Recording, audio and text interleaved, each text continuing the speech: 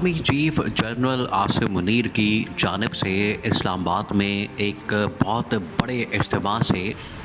पहली बार जो खिताब किया गया उसको लाइव चला दिया गया, या फिर बाद में उसकी वीडियो जो है DGISPR की जानिब से जारी की गई। और ये 2.5 साल में पहली मर्तबा हुआ है, पहली मर्तबा जब से उन्होंने अपने ओहदे का चार्ज संभाला है उसके बाद ये पहली मर्तबा हुआ है कि जनरल आसिम मुनीर की जानिब से जो तकरीर की गई, जो खिताब किया गया, DGISPR ने उसको बाकायदा तौर पर रिलीज़ कर दिया, उसको बाकायदा तौर पर जारी कर दिया। और उसके अंदर जो भी बातें की गई है, जो भी उनकी जानिब से बयानिया बनाया गया है, उसको एक नेशनल लेवल के ऊपर बयानिया के तौर पर पेश किया गया। अब इस तकरीर के अंदर जो बातें की गई हैं और जिस तरीके से शोला बयानी, जज्बाती, कुरानी आयात का हवाला, ये जो सारी तमाम चीज़ें बयान की गई हैं, ये बड़ी अहमियत की हामिल है, क्योंकि मौजूदा इस वक्त जो सिचुएशन है, ना सिर्फ पाकिस्तान के अंदर, पाकिस्तान में जो पाकिस्तान को दहशतगर्दी का सामना है, पाकिस्तान में मादनियात के हवाले से इस वक्त बड़ी बात हो रही है, इन्वेस्टमेंट की, सरमायाकारी की, फिर पाकिस्तान में ड्रोन हमले, पाकिस्तान में दहशतगर्दी की कार्रवाइयाँ, इंटरनेशनल सिचुएशन, खित्ते की सिचुएशन, उसमें एक आर्मी चीफ का खिताब या आर्मी चीफ की तकरीर और उनकी जानिब से एक बयानिया, उसके ऊपर बड़ा गौर से देखा जा रहा है, उसके ऊपर बड़ा फोकस है लोगों का। इसी वजह से ये जो तकरीर जारी की गई है, इस पर लोगों ने पूरे टीवी टॉक शोज़ किए हैं, इसके ऊपर पूरे व्लॉग्स किए हैं, और इसके अंदर ख़ास तौर पर 4-5 चीज़ें हैं जो जनरल आसिम मुनीर की तकरीर के अंदर हाईलाइट की गई हैं। 4-5 चीज़ें। उसके अंदर पहली चीज़ है उनकी बॉडी लैंग्वेज और उनकी शोला बयानी, फिर उनके रेफरेंसेस, कुरानी आयात के हवाले, उसके रेफरेंसेस,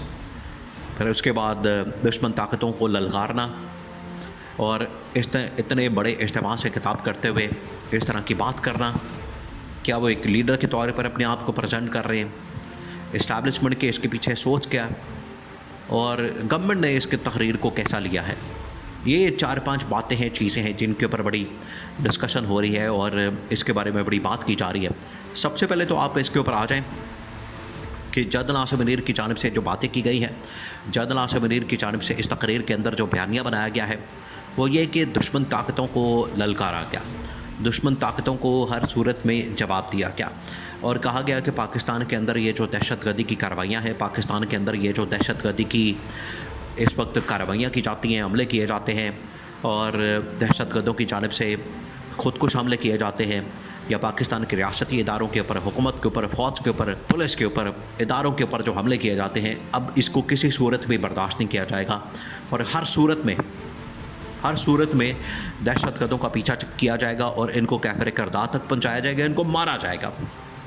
ये जनरल आसिम मुनीर की जानिब से कहा गया। देखिए, अब इसके अंदर जो बॉडी लैंग्वेज है वो तमाम लोगों के लिए इस वक्त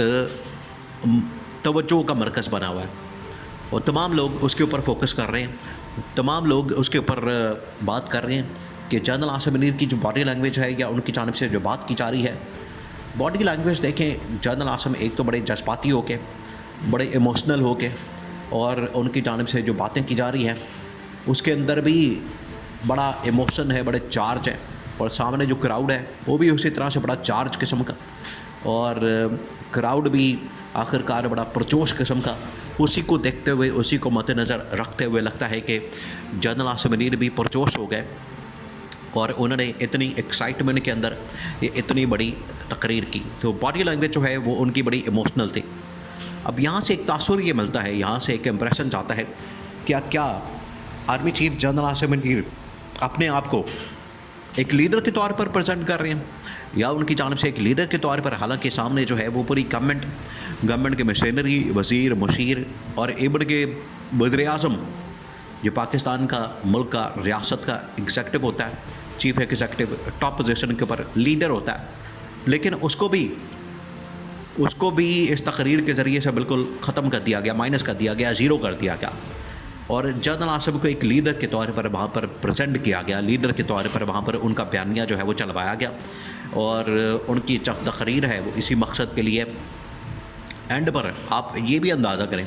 یہاں سے بھی آپ اندازہ کر سکتے ہیں کہ جو چیف گیسٹ ہوتا ہے، جو سب سے بڑا گیسٹ ہوتا ہے، جو ٹاپ گیسٹ ہوتا ہے، اس کی تقریر جو ہے وہ اینڈ کے اوپر رکھی جاتی ہے. باقی جو چھوٹے لوگ ہوتے ہیں ان کی تقریریں پہلے چلا دی جاتی ہیں، ان کی تقریریں پہلے آن ایئر کر دی جاتی ہیں، ان کو پہلے موقع دیا جاتا ہے. لیکن جو بڑی تقریر ہوتی ہے، بڑا میسج ہوتا ہے، چیف گیسٹ جس کو بلایا جاتا ہے، اس کی تقریر بالکل آخر میں رکھی جاتی ہے. تو اسی مناسبت سے army chief general Asim Munir کی جو تقریر تھی وہ سب سے آخر میں رکھی گئی، سب سے اینڈ پہ رکھی گئی، اور انہوں نے سب سے آخر میں خطاب کیا، انہوں نے سب سے آخر میں تقریر کی، انہوں نے سب سے آخر میں جو خطاب کیا، اور سب سے آخر میں ان کا جو پرجوش ایک بیانیہ تھا وہ بنایا گیا. تو یہ دونوں چیزیں بڑی معنی رکھتی ہیں، بہت معنی رکھتی ہیں. یہ بڑی معنی ہے، یہ اتنی بڑی تقریر ہے. اور آپ دیکھیں یہ تقریباً کو 2.5 سال اس وقت ان کا مکمل ہو گئے، اب وہ تیسرا سال مکمل کرنے کی طرف جا رہے ہیں. ویسے تو اس سال ان کی ریٹائرمنٹ ہو جانی تھی، اور اس سال جو ہے ان کا ریٹائرمنٹ کا وقت آ جانا تھا، لیکن 2 سال کی مزید ایکسٹینشن کے بعد اب یہ 5 سال کا ٹینیور بن چکا ہے.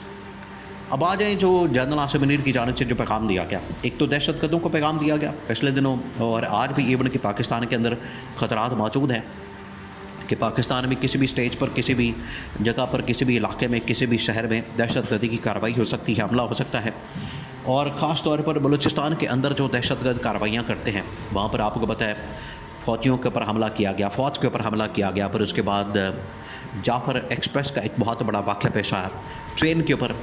اس کو اغوا کیا گیا، ٹرین کے اندر لوگوں کو یرغمال بنایا گیا. تو وہاں پر پیغام دیا گیا جنرل عاصم کی جانب سے کہ یہ 1500 لوگ پاکستان کو یرغمال بنانے کی کوشش کر رہے ہیں، یرغمال بنانا چاہتے ہیں.